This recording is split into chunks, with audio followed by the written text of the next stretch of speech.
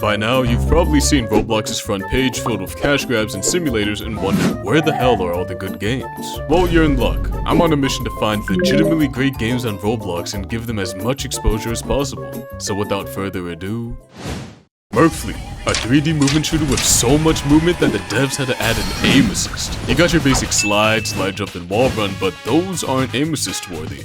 Those aren't grappling hooks, baby.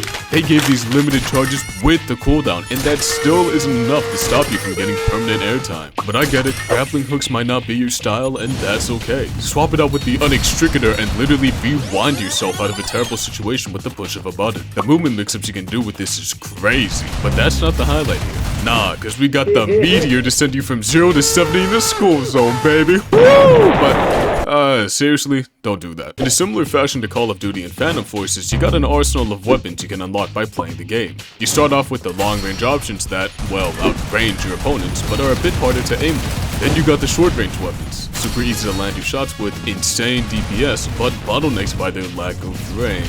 Wait, hold on, you can just bridge the gap with the movement options we talked about. Never mind, greatest weapons of all time, baby! And the UI, oh, the UI just makes sense. Like you got your health and ammo directly next to your aim assist, so you're always aware of how much of both you have. It's so clean! MERC Fleet is pretty much Phantom Forces on Adam. I could gush even more about it, but I'll leave it for y'all to try out, cause it's criminally underrated. In terms of a Ken Ashcorp song, I'd give this one half Absolute Territory, one half Take Me Home. But we do gotta move on, so up next is Hours, a stage-based roguelike where you can manipulate time as you see fit.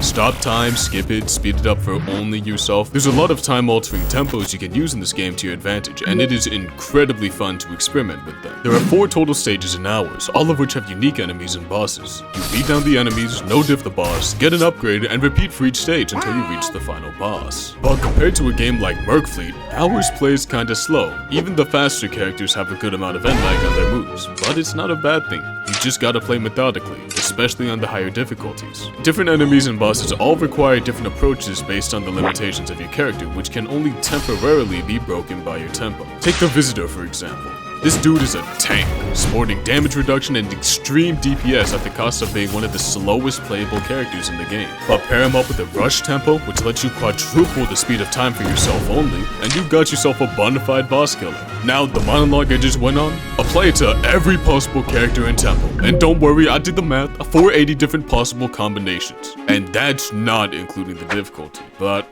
just play on minutes. My point? The playability, baby. Hours is genuinely one of the only Roblox games that I've consistently come back to whenever I need a good game to play because of how much stuff there is to do and unlock. Despite being a single-player game released in 2020 that receives no future updates, Hours still retains a consistent player count in the hundreds. That's how crazy replayable it is. With this in mind, I give Hours 3/4 Hunter and 1/4 Rules of Nature acoustic version.